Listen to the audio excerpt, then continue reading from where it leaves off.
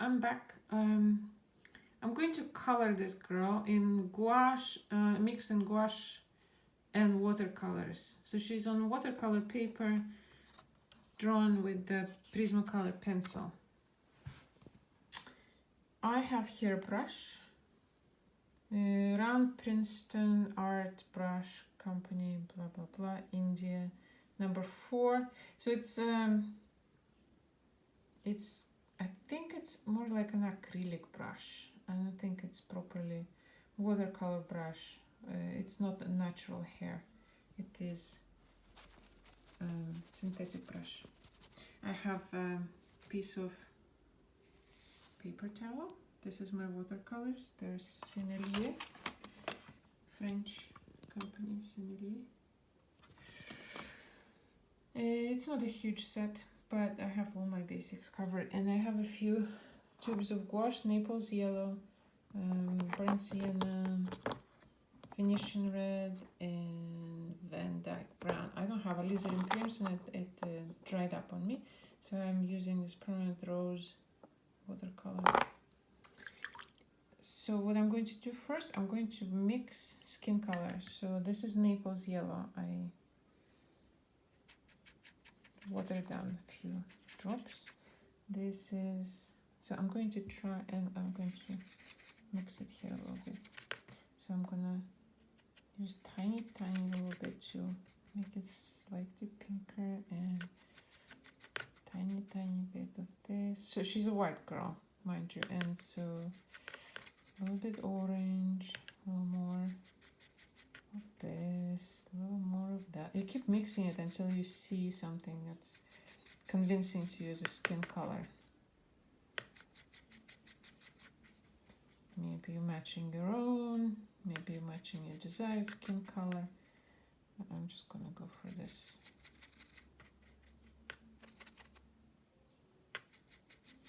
Averaged out skin color. So you're mixing. This is not very transparent, but what you do is you're adding water. So you're making a little bit of a puddle, and then you start testing it on your paper. You start making like little windows and see if that is satisfactory too. So this is a really transparent wash. Do I like this? I think this works. Right, so I'm going to go and use that straight on her face and chest and legs right away.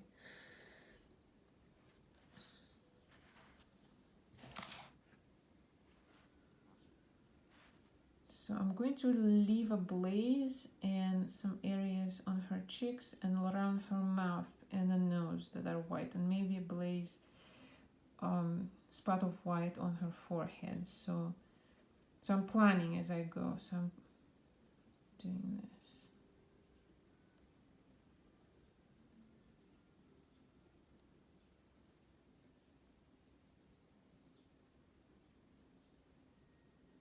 And maybe around her chin as well.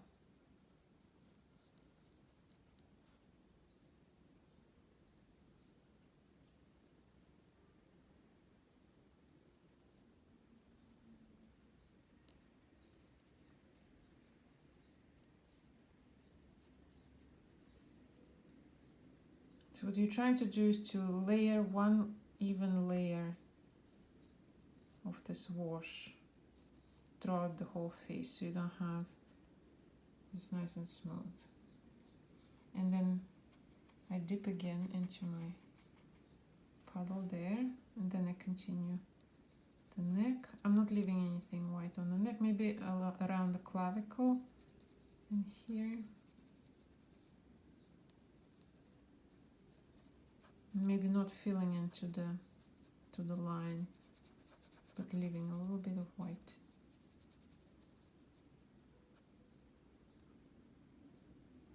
Might be too much white, but I'm gonna come back to it. And then the legs.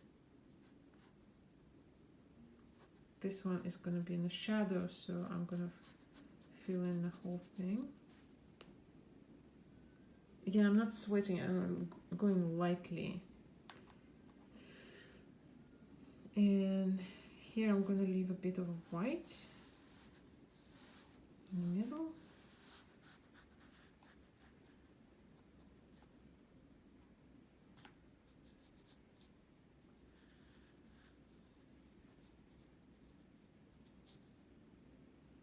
So the aim is to have an even wash. You see how it kind of flows and it starts drying at the edges and it already begins to settle into this tiny little watercolor, you know, edge line here, which is very desired, which is very desirable. So you want to leave it like, leave it dry, because this is the effect you want. You want this kind of a transparent, even covering with that grainy edge drying up. And this is kind of precious, so this quality, this touch is very desirable and nice. So you just want to leave it. You don't want to go back and forth, because you're gonna take off the glue and the surface, integrity of the surface will be disturbed. So you just want to, that's why it's important to go just once and let it dry. So she's drying. Meanwhile, I think I'm going to dab a little here to say that there's a hand there and a hand there, and that's all you need. And then she's drying for a second. Meanwhile, what you could do, well, she's drying pretty fast. So I could do one other skin color tone. So I'm gonna use the puddle I already have, and then I'm gonna use a little bit more of a dark brown and maybe, what is this? Burnt sienna, and make it slightly darker.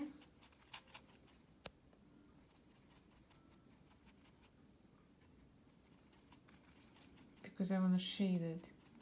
So I want it like that much darker. So let's try it. So I'm gonna try it. Maybe this is too dark. Maybe it's okay. Maybe a little more water.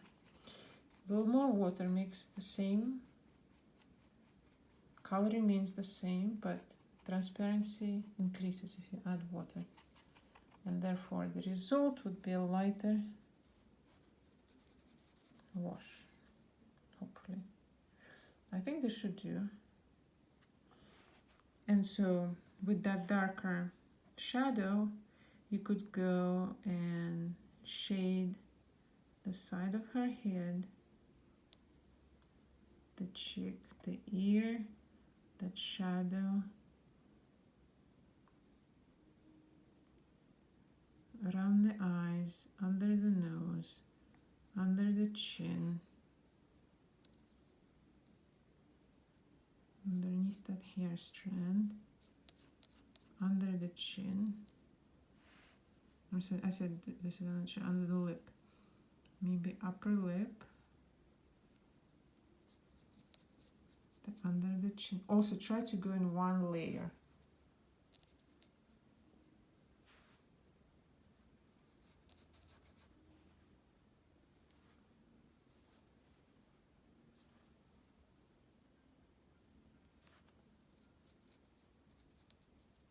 Because the more you touch the paper, the messier it will be.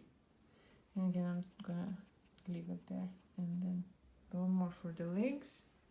So I'm gonna do the entire leg with the blaze on the side. That's lighter, but most of it is in the dark. And I'm going to shade this front leg, starting from underneath the knee.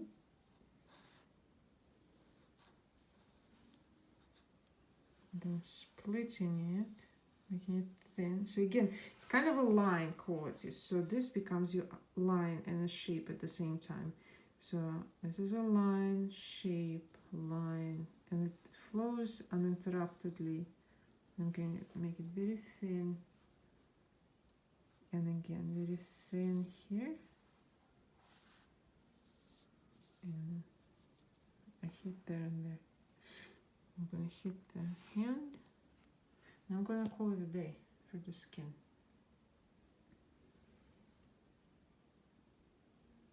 You could go indefinitely, but for economy's sake,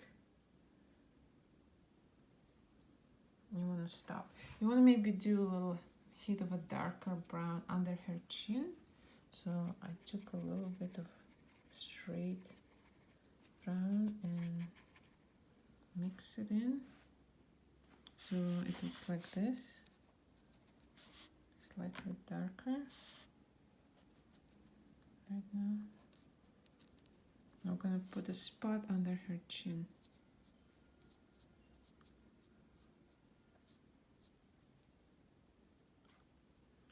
So when you feel you made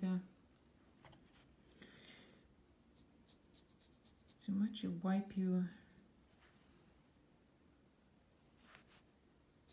brush. Make sure you make nice shapes with it, because otherwise she looks like she has a goatee, or you don't want that. And maybe a little bit more with the fine point.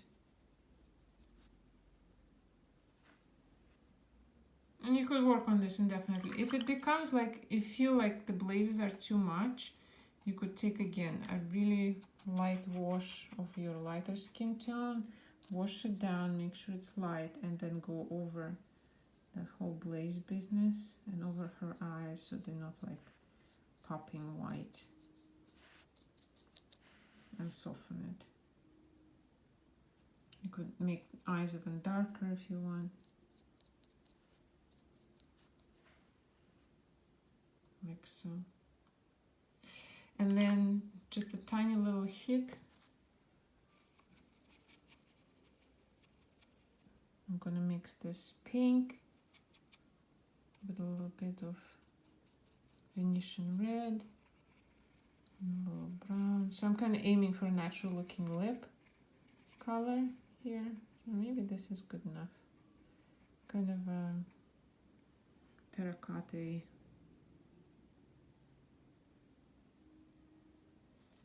Again, I'm gonna try to leave a little white dot in there somewhere. And you could warm up her cheeks with the same. So I'm dabbing it with my finger. And into the ear and chin. So, kind of there. And you could put a little bit of a pink onto her toes, and if she had fingers out, you could do it on the fingers also. So kind of, this is my face. I'm gonna say that's it for the face. Then I'm gonna do the hair. So for the hair, I'll take a little bit of brown. I'm gonna water it down, down, down, until it's nice and transparent. And so for a dark, dirty blonde is what I'm going for. So I'm gonna touch her hair just a little bit and leave a white spot there. Pretend there's light. And her hair is shiny. She uses some natural shampoo or whatever. And just strategically think before you touch the paper. Plan how you're going to do it. And then touch the paper. That way you don't have to mess up. You won't mess up as much, and you could practice your movement on the side so your hair looks like that. And it's okay if you know, lines are here and your paint is here. That's fine. And same here. Line is there, paint is there, so it's a little bit off the line, which is good in my opinion. And then I'm going to do. I'm using the same brush for everything, so it's the same brush, number 4. So I'm going to use, for the red, I realized I tried it before right here. It's pretty close, I think. So I'm going to mix this, what looks red to me. I'm going to mix the two. I don't know how they're called anymore because I took the wrapper off. I can't tell anymore. Anyway, it looks red. So again, I'm going to test it, if it's satisfactory. I should have tested on the other side because now it's wet. So I'm going to put my tissue here. And again, plan first. I'm going to plan So it's solid fabric. There's not much shine on it except for on the color a little bit. So I'm gonna do it flat red, trying to stay off the lines for now.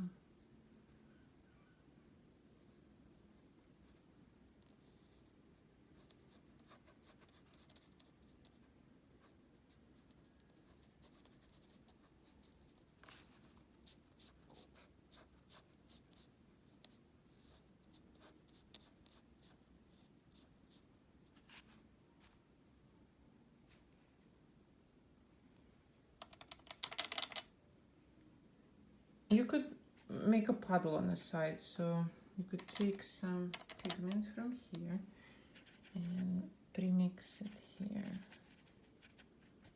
so you have quicker way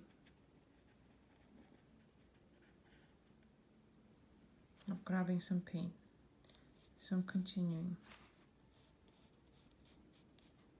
Keep in mind it might dry out a little darker or a little lighter than you thought it would, and then you might have to go another corrective layer.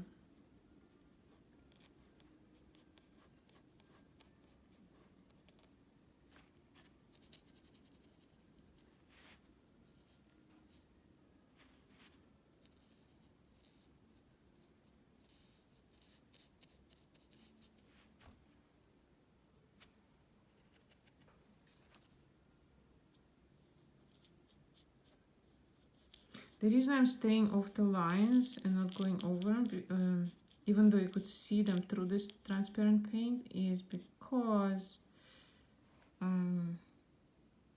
I like it that way. And it makes it more clear. The details won't disappear. If you're in this habit, even if your color is very dark and your lights and your lines are lighter, you still will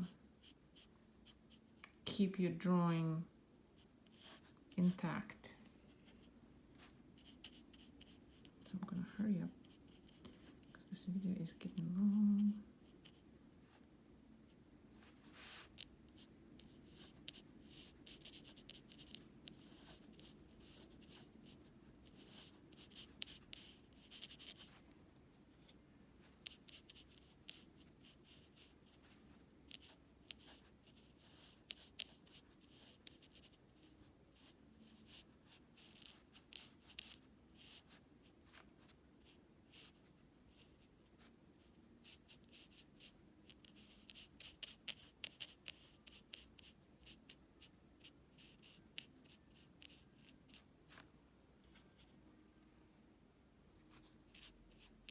See, it's starting to get really light, so if you want an even coverage, you want a little bit more pigment.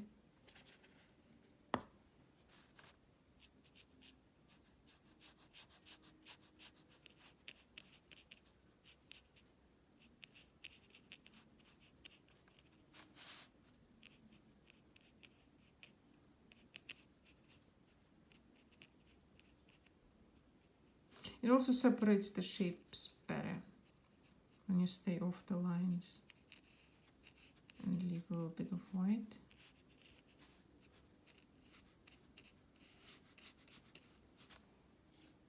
Yes, there is this effect which you could preserve for whatever reason somewhere.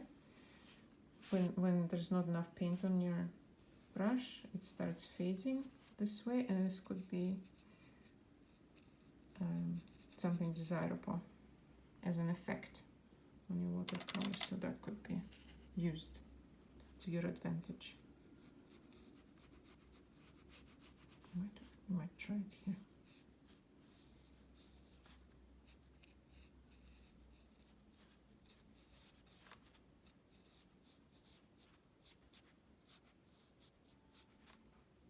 There's also another way to color it. So if you, for example, if you go and with a really watered down,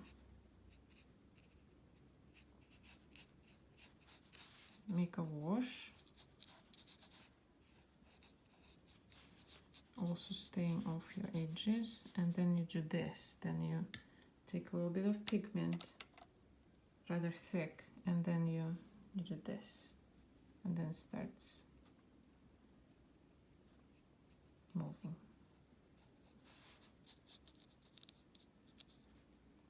You see a slightly different effect, and you get different edging.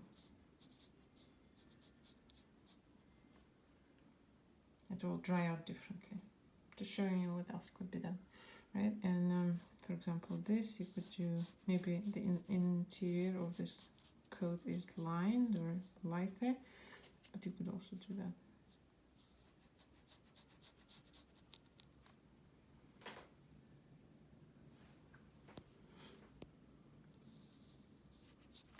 And the very interior could be darker, so I'm just going to mix in some brown.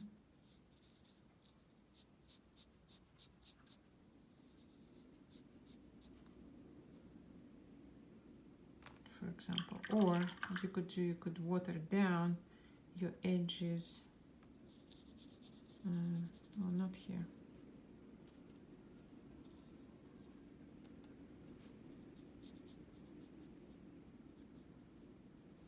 So you kind of have a wet effect and a dry effect.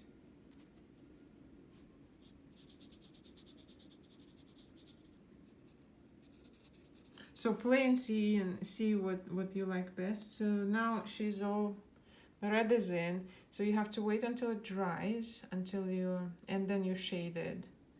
So there's also different ways to shade it. You could shade it, hold on, there's a bell. There's a way to shade it with wash of black, or you could shade it with a darker red. You could mix red with black and shade it with that mixture. If you just shade it with the wash of gray, those shadows will be lighter and more transparent. But if you mix it with the pigment, with the red pigment, then it becomes more opaque. You see what you like.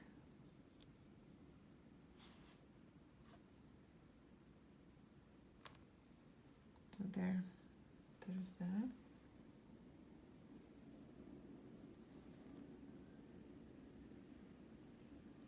You don't want to shade it over the wet, because it's gonna bleed and your shading will be absorbed. It's just gonna be a wrong color in the wrong place.